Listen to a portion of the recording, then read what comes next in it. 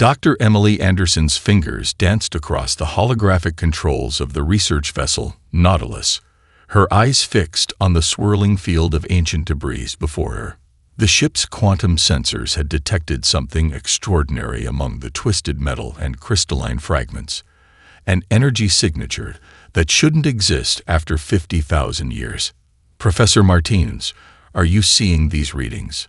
she called out, her voice steady despite the excitement coursing through her veins.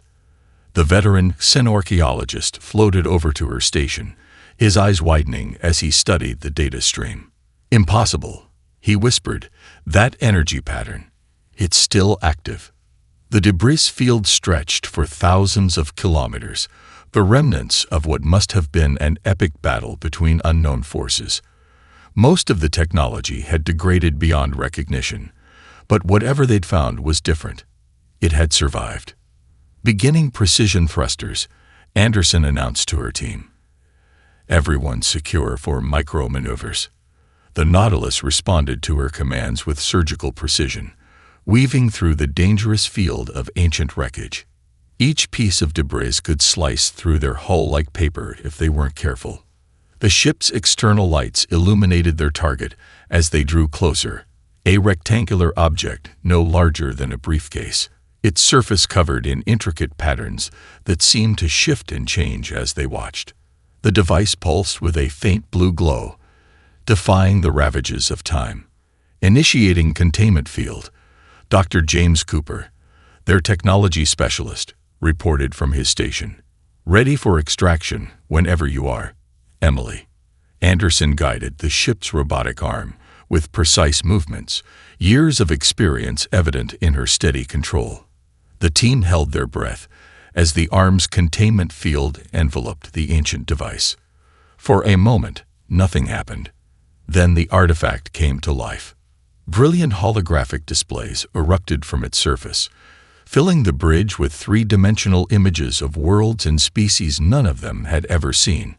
Battle formations, ship designs, and tactical analyses flashed before their eyes in an alien script that somehow began to resolve into readable text. It's a database," Anderson breathed, her heart pounding, as the translation matrix processed more information. "A military intelligence archive of some kind." The images shifted, and everyone on the bridge gasped. There, rotating before them, was an unmistakable sight. Earth, as it had appeared in 1945.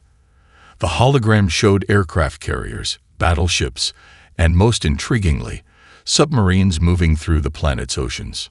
"They were studying us," Martin said, his voice filled with wonder. "Analyzing our military capabilities even back then." Anderson moved to transfer the artifact to the ship's secure storage. But as the robotic arm began to retract, the device's pulsing changed. New energy signatures began emanating from its core, building in intensity. "These patterns," Cooper called out, his fingers flying over his console. "They're not just data storage. They're some kind of quantum entanglement network. The artifact is trying to communicate with something." Warning alerts flashed across their screens as the device's energy output spiked. Anderson made a split-second decision, completing the transfer to storage despite the risks. The artifact's glow intensified, and for a brief moment, every system on the Nautilus went dark. When the lights came back on, the bridge crew stared in stunned silence at their long-range sensors. Something had changed. The quantum network was active, and it was receiving a response. "Emily," Martin said quietly, his face pale in the glow of the displays, "I think we just announced our presence to whoever left this here." Anderson looked at the ancient device, now safely contained but still pulsing with that mysterious light.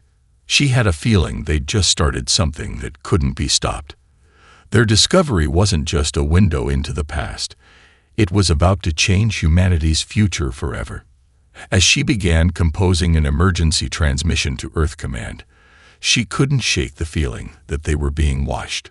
Somewhere out there, ancient eyes had just turned their attention to Earth, once again. The United Nations Security Council chamber had never been so silent. The holographic displays hovering above the central table showed a mass of ships moving through the outer solar system, their formation unlike anything human tacticians had ever seen. Admiral Helena Torres stood before the assembled leaders, her decorated naval uniform a testament to 20 years of space combat experience. "The unknown fleet will reach Jupiter's orbit in 72 hours, she reported, her voice steady despite the weight of the situation. Their energy signatures match the carved hull vessels shown in Dr. Anderson's artifact perfectly. On a secondary display, Dr. Emily Anderson's face appeared via quantum link from the Nautilus, now docked at Lunar Base. "The data core's analysis is clear," she said, dark circles under her eyes betraying sleepless nights of research. "The Cardful Dominion are conquerors. They seek out young spacefaring civilizations and submit them to their rule." The Chinese ambassador leaned forward, "But their intelligence on us is centuries out of date. Surely when they see our current technology." "That's what worries me most," Anderson interrupted, breaking protocol in her urgency. "I found references to other civilizations that advanced beyond the Cardful's initial assessment. They were hit hardest of all. The Dominion sees technological growth without their influence as a direct challenge to their authority." The room erupted in murmured discussions until Admiral Torres raised her hand. "Dr. Anderson has found something else in the data core, something that might give us an edge." Anderson nodded, manipulating controls off-screen. New holograms appeared, ancient battle formations, tactical analyses, and combat records. The Cardful have never lost a major engagement, but their victory record hides a critical flaw. They fight like ancient surface navies, treating space as a two-dimensional battlefield. The Russian president's eyes narrowed. "Explain." "Look at their formation." Torres pointed to the approaching fleet. "Every ship sits on the same plane, like warships on an ocean. Their entire combat doctrine is based on surface naval warfare, but they never developed the one thing that could have changed that. Submarines," the British Prime Minister breathed, understanding dawning. Anderson's image nodded excitedly. "Their homeworld's oceans were too shallow for deep-sea evolution. They never needed to master three-dimensional warfare the way we did, the ancient observers who left the data core. They were studying Earth because we were unique. We were the only species they'd found that mastered undersea combat before reaching space." A new alert flashed across the displays. The Cardful fleet had accelerated, their formation shifting into what the data core identified as an attack pattern. "They're coming in hot," Torres reported, her tactical training taking over. "Standard Dominion procedure: show of force, followed by demands for submission. They'll expect us to be awed by their power, to recognize them as our superiors." The Secretary General stood, her decision made. "How long until they're in communication range?" 4 hours, Anderson replied. "Their quantum communications are already trying to access our networks. The data core's encryption protocols are holding them back, but not for long." "Then we have 4 hours to prepare our response," the Secretary General declared. "Admiral Torres, begin deploying the fleet. Dr. Anderson, get every scrap of tactical data you can from that artifact. If they want to test humanity's worth, let's show them why those ancient observers were so interested in us." As the council chamber emptied, Torres remained behind, studying the enemy formation. Decades of naval experience told her humanity had one shot at this. The Cardful would expect an easy conquest, a simple display of their superior numbers and technology. They weren't prepared for an enemy that had spent centuries mastering the art of three-dimensional warfare. As she began drafting battle plans, Torres allowed herself a small smile. The aliens were about to learn why Earth's navies had always been among the most feared forces in human history. The Cardful command ship emerged from hyperspace just beyond Mars' orbit, its hull gleaming like polished obsidian in the distant sunlight. At nearly 20 kilometers long, it dwarfed everything humanity had ever built in space. The rest of their fleet followed in perfect formation, creating a wall of warships that stretched across the solar system like a metal horizon. Dr. Emily Anderson watched from the observation deck of Luna Command as the alien armada's scan beams swept through the solar system. Behind her, the ancient data core pulsed with increased activity, responding to the presence of its creators. "They're scanning our defense networks," Lieutenant Sarah Rodriguez reported from her station. "Their energy signatures are exactly like the ones in the core's archives, just stronger." Anderson nodded, her eyes fixed on the tactical display. "They're following the same protocol they used on every world they've conquered. Scan, assess, intimidate, demand surrender." The first transmission from the Carthol arrived exactly as the ancient records predicted it would. The holographic image that appeared in the command center showed a tall, armored figure with iridescent scales and multiple eyes adapted for seeing through shallow water. Primitive civilization. The Carthol commander's words translated through the data core's matrix. "Our archives show you only recently mastered basic flight. Submit to." The alien stopped, its multiple eyes blinking in rapid succession as new scan data reached its ship. Anderson couldn't help but smile as the alien commander processed what it was seeing. Humanity's defense grid was far from primitive. Energy shields protected every major installation. Quantum-linked defense platforms orbited strategic points, and the combined Earth fleet waited in formation, their advanced weapons primed. "Impossible," the commander hissed. "Your development does not match our records. You have been uplifted by another species. This violation of Dominion law will not." Admiral Torres stepped forward, her voice calm but steel-edged. "We achieved this on our own, Commander. Humanity has a habit of exceeding expectations." The Carthol's expression shifted to what Anderson recognized from the archives as rage. "You dare interrupt? Your species was barely managing atmospheric flight when last observed. Such progress without Dominion guidance is forbidden." Anderson's console beeped. The data core had finished its analysis of the Carthol fleet.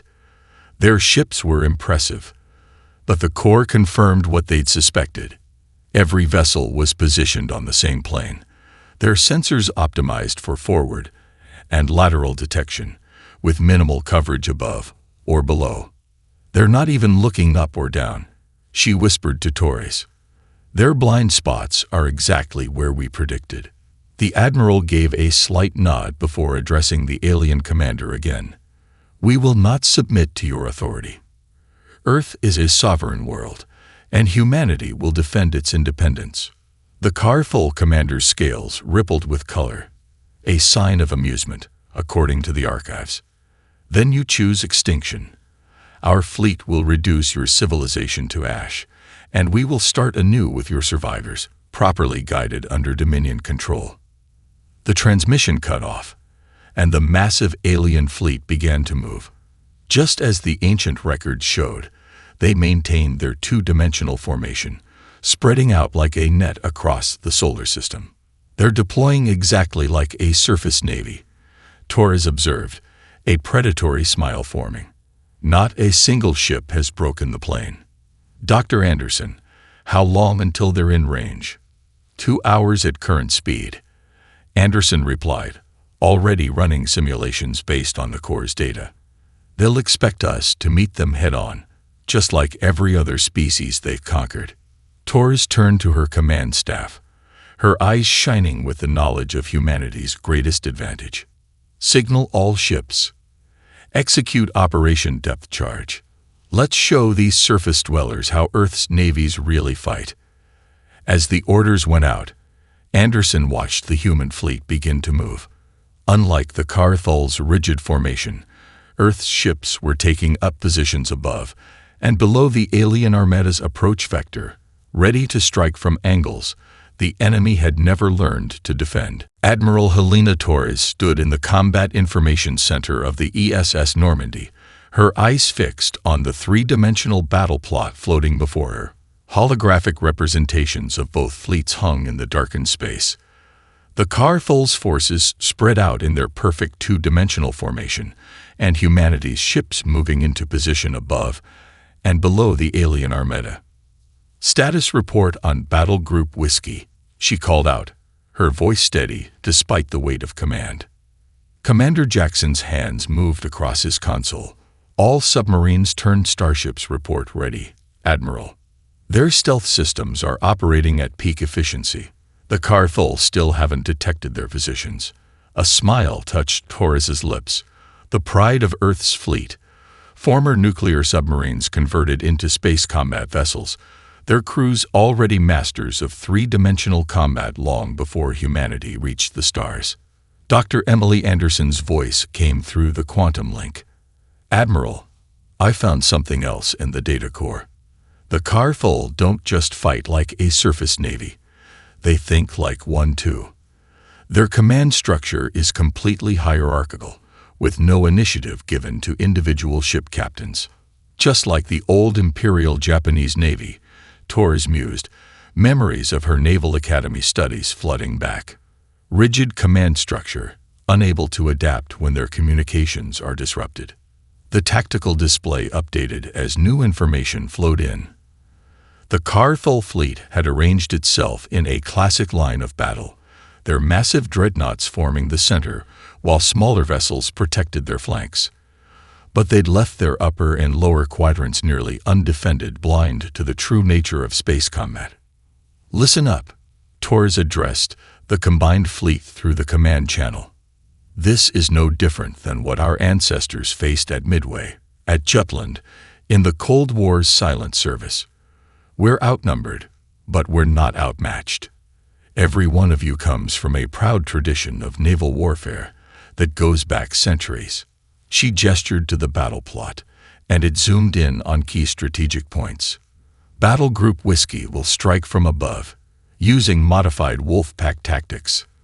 Battle Group Salem will hit them from below, targeting their command and control ships. Remember your training. Space is our ocean now, and we've been fighting in 3 dimensions since before their great-grandparents were born." Dr. Anderson's voice crackled through again. "Admiral, the data core just revealed something critical. The Carfol ship's shield systems, they're optimized for broadside attacks. They've never needed to defend against vertical strikes."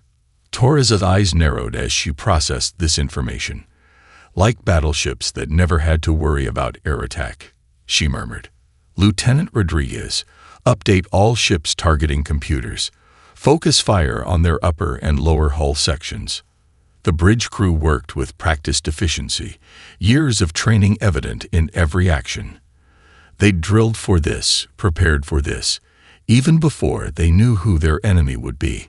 Humanity had taken the lessons learned in Earth's oceans and applied them to the ultimate 3-dimensional battlefield. "Message from Fleet Command," Commander Jackson announced. "All Earth defense platforms are online and synchronized. The lunar defense grid is charged and ready." Torres studied the battle plot one last time. The Carfol fleet's formation was perfect for fighting on a flat plane. They had no concept of the danger lurking above and below them, no understanding of how humanity had mastered true 3-dimensional combat in their ocean depths long before reaching space. "Send to all ships," she commanded, her voice firm. "Operation Depth Charge is go. Execute Attack Pattern Deep 6. Show these surface-bound warriors why Earth's navies have always been the terror of the deep." As the orders went out, Torres watched her fleet begin to move. Centuries of naval tradition, strategy, and experience were about to be unleashed against an enemy that had never learned to look up or down.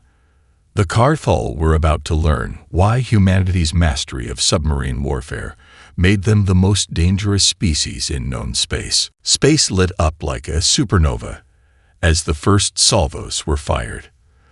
The Kar-Thul fleet advanced in their perfect formation, energy weapons charging as they approached the seemingly thin line of human defenders. Their command ships broadcast victory songs across all frequencies, confident in their overwhelming numbers.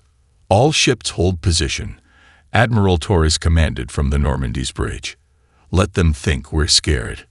Let them think we're weak. She watched the enemy fleet drive forward, their formation growing tighter as they prepared to spring what they thought was their perfect trap. Dr. Anderson's voice came through the command channel. The data core confirms it. They're using the same tactics they've used for 10,000 years. They're going to try to envelope our flanks, just like they did to the Centauri. But unlike the Centauri, Torres smiled. We know what's coming. Battle Group Whiskey. Status. In position. Admiral. Commander Sarah Reynolds reported from the ESS Hammerhead, her former nuclear submarine, now a state-of-the-art space combat vessel. They still haven't looked up. Their sensor focus is entirely horizontal. The Kar-Thul fleet drew closer, their massive ships moving to encircle the human force. Their commander's voice boomed across the communications channels. Your pathetic formation shows your ignorance of space combat. Surrender now, and we will be merciful. Torres waited until the enemy fleet had committed to their envelopment maneuver. Now, she ordered, execute Operation Deep Strike. The thin line of human ships suddenly split apart, creating a gap that the Kar-Thul immediately moved to exploit. But as their fleet surged forward, hell rained down from above. Battle Group Whiskey descended from their hidden position, their advanced stealth systems finally dropping as they unleashed a devastating barrage of quantum torpedoes. The weapons, designed using centuries of submarine warfare experience, struck the Kar-Thul ship's unshielded top sections. Direct hits, Reynolds reported, her voice tight with concentration. Their upper hull defenses are practically non-existent. Before the Kar-Thul could react, Battle Group Salem struck from below. Led by Captain Michael Chen in the ESS Nautilus, the second wing of former submarine crews executed a perfect attack run along the aliens' vulnerable ventral sections. They're trying to reorient their shields, Chen called out over the tactical net. But their systems can't handle the three-dimensional shifts. They're losing power to their primary defense grid. The Kar-Thul formation, for the first time in their history, began to break apart. Ships tried to rotate to face the new threats, but their rigid training worked against them. Orders had to flow through their chain of command, each captain waiting for instructions rather than acting on initiative. Look at them, Torres observed. They're like dreadnoughts trying to fight off aircraft for the first time. They don't know whether to maintain formation or break apart. The human fleet pressed their advantage. Ships that had trained in Earth's oceans now applied those skills to the ultimate deep.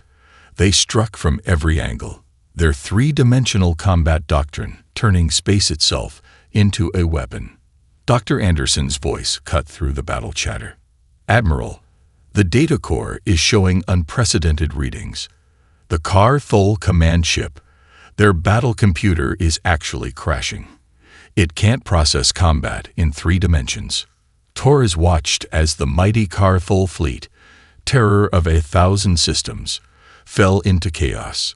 Their ships fired wildly, their carefully planned formation now working against them as they got in each other's way. All ships, press the attack, she ordered. Show them why Earth's navies have always ruled the deep. As the battle raged on, the Kar-Thul commander's voice came through once more, but this time the arrogance was gone, replaced by something that sounded very much like fear. What are you? The alien demanded. How are you fighting like this? Torres' reply was lost in the thunder of combat as humanity's fleet struck again, moving through space with the same deadly grace that their ancestors had once moved through Earth's oceans. The graveyard of broken ships drifted silently through space, their once gleaming hulls now scared and dark. The Kar-Thul fleet had retreated beyond Mars' orbit, leaving behind the wreckage of their proudest vessels. Emergency beacons pulsed weakly among the debris, each one a testament to humanity's devastating first strike. On the bridge of the Car-Thul command ship Eternal Dominion, Supreme Commander Kraz-Thul raged at his tactical officers. Holographic displays showed the destruction of nearly a third of their fleet, losses unprecedented in their 10,000 years of conquest. "How did they strike us from above?" he roared, his scales flashing dangerous patterns of red and black. "Where were our sensors? Where were our shields?" Back on the ESS Normandy, Admiral Torres watched the enemy's retreat through the main viewport. Dr. Anderson worked frantically at a console nearby, the ancient data core connected to multiple analysis systems. "They're regrouping in a classic defensive formation," Anderson reported, her eyes moving rapidly over the streams of data. "But look at this. They're still maintaining their two-dimensional battle line. They literally can't break from their traditional tactics." Torres nodded, understanding dawning. "They're like the Japanese Navy at Midway. Even after taking heavy losses, they can't abandon their doctrine. Their entire military culture is built around these formations." Commander Reynolds' voice came through the command channel from the Hammerhead. "Admiral, we're tracking multiple enemy communications. They're arguing about how to counter our attacks. Some of their ship captains want to split their forces into layers, but the command structure won't allow it." "Of course they won't," Anderson interjected, excitement in her voice. "I found something incredible in the Corps' archives. The Car-Thul military hierarchy is based on their evolution as shallow-water predators. Their entire society is structured in layers, just like their ocean floors. Breaking formation would mean breaking their social order." Torres moved to the tactical display, where the enemy fleet's new position was being mapped. The Car-Thul had arranged their remaining ships in a tight circular formation, energy shields overlapping, but still all on the same plane. "They're trying to eliminate their vulnerable flanks," Lieutenant Rodriguez observed, "but they're still not protecting their upper and lower quadrants." "Because they can't," Torres said softly. "Not won't. Can't. This isn't just about tactics anymore. We're fighting against their entire cultural evolution. They never had to think in 3 dimensions, so they never learned how." Dr. Anderson's console suddenly lit up with new data from the Corps. "Admiral, you need to see this. I found their original survey of Earth from 1945. They didn't just dismiss our submarines as primitive. They didn't even understand what they were for. The concept of underwater warfare was so alien to them that they classified our subs as mining vessels." A harsh laugh escaped Torres. "Their greatest weakness was thinking. They knew everything. They saw what they expected to see, nothing more." She turned to her command staff. "Signal all ships. While they're regrouping, we're going to show them something else they've never seen before." "What's that, Admiral?" Rodriguez asked. "A wolf pack attack from the modern age. Battle groups Whiskey and Salem will split into hunter-killer teams. We'll strike from multiple vectors, just like submarines hunting convoys in the Atlantic." Torres' eyes gleamed with the knowledge of centuries of naval warfare. "Let's show these surface dwellers what happens when you fight an enemy who mastered the true meaning of 3-dimensional combat." As the orders went out, the human fleet began to move once more. Ships that had once been submarines slipped silently through the void, their crews drawing upon generations of experience fighting in the darkness of Earth's oceans. The Car-Thul might rule the stars, but they were about to learn that space, like the sea, had depths they had never imagined. The void between Mars and Earth erupted in a symphony of light and energy as humanity's fleet struck from every direction at once. Admiral Torres watched from the Normandy's bridge as her wolf packs tore into the Car-Thul's formation with surgical precision. "Battle Group Whiskey, execute attack pattern Delta," she commanded. "Battle Group Salem, commence Operation Undertow." The space around the Car-Thul fleet became a killing zone as human ships materialized from their stealth approaches. The ESS Hammerhead led its pack from above, while the Nautilus struck from below. Energy torpedoes and quantum lances pierced the enemy's unprotected upper and lower quadrants. Their formation is breaking. Commander Reynolds called out from the Hammerhead. They're trying to maintain their battle line, but they're pulling apart at the seams. Dr. Anderson's voice cut through the battle chatter. Admiral, the data core is showing something unprecedented. The card-full ships, they're actually fighting each other for position. Their rigid command structure is collapsing. Torres nodded grimly, just like when submarines first appeared in naval warfare. When an enemy can strike from any direction, a perfect formation becomes a perfect target. The card-full command ship launched a desperate counterattack, its energy weapons blazing. But the human fleet had already changed position, moving through three-dimensional space with the same fluid grace that had made submarines the terror of Earth's oceans. All ships, execute maneuver depth charge, Torres ordered. The human fleet responded as one, their years of training evident in every movement. Ships that had once been submarines now applied those same principles to the infinite ocean of space. The Normandy led the charge, its advanced engines pushing it through a complex series of maneuvers that would have been impossible for the two-dimensional thinking Carthel. The enemy fleet's rigid formation, once their pride, now became their prison as they found themselves unable to track threats from multiple vectors. They're losing cohesion, Lieutenant Rodriguez reported from his tactical station. Their command and control network is breaking down. Individual ships are starting to act without orders. Now, Torres called out, all battle groups, execute Operation Crossfire. The human fleet struck from 6 different directions simultaneously. Ships that had mastered the art of three-dimensional combat in Earth's oceans now brought that experience to bear in space. The Card-Full found themselves caught in a web of fire, unable to predict where the next strike would come from. Their fleet admiral is trying to rally them, Anderson reported, reading data from the core. But their ships can't process commands fast enough. They've never had to think in 3 dimensions before, and their systems are overwhelmed. The battle reached its climax as the combined human fleet executed a perfect 3-dimensional version of Crossing the T, a classical naval maneuver now applied to space combat.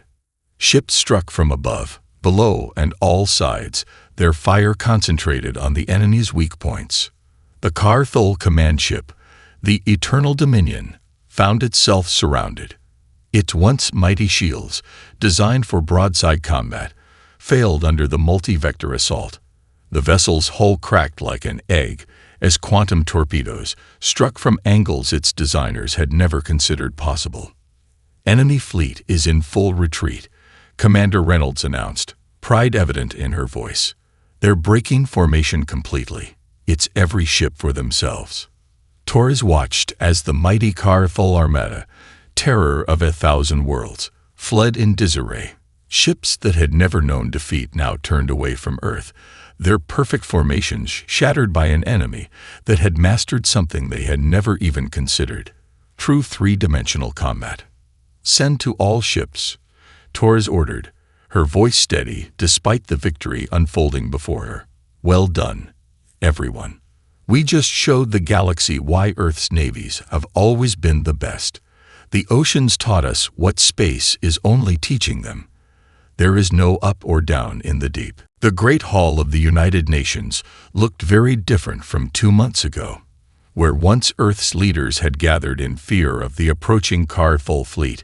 Now representatives from a dozen alien species filled the chamber. Above them, holographic displays showed the battle that had changed the face of galactic warfare forever.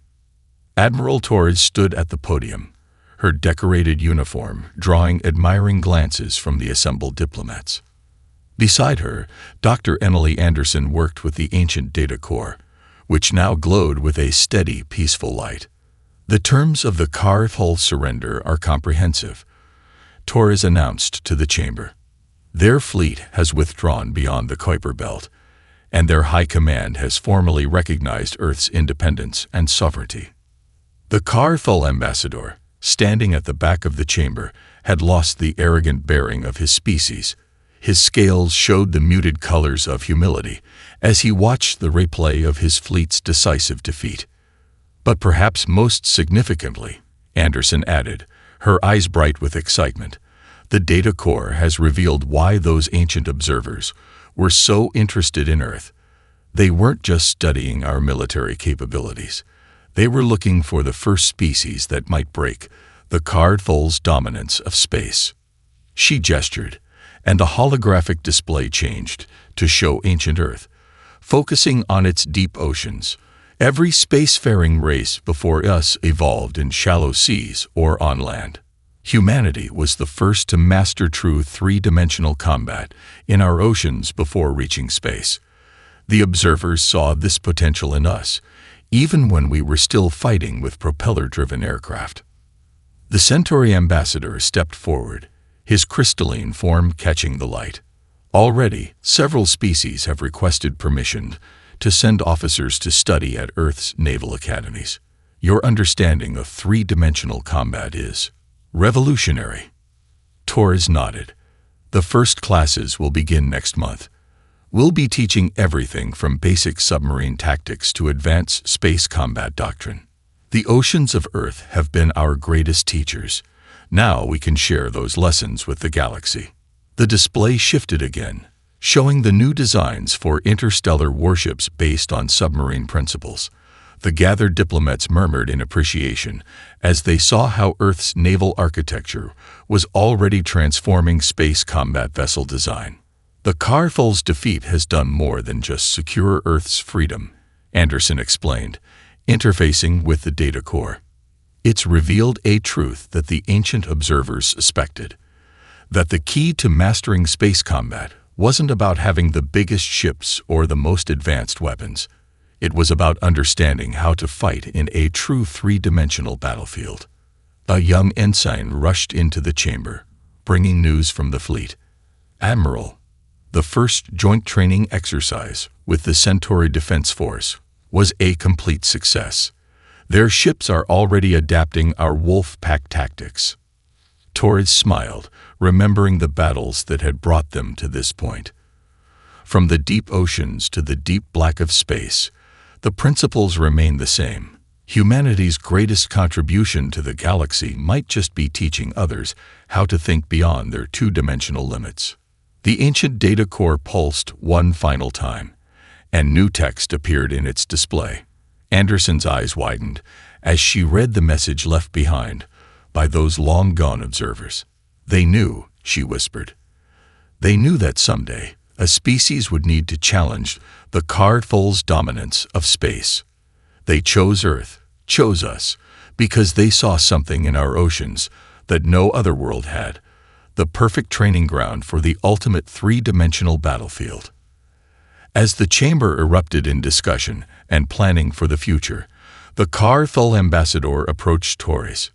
"We thought we were the masters of space combat," he said quietly. "But you showed us that we were like surface ships trying to fight submarines. We never even knew what we were missing." Torres nodded, understanding in her eyes.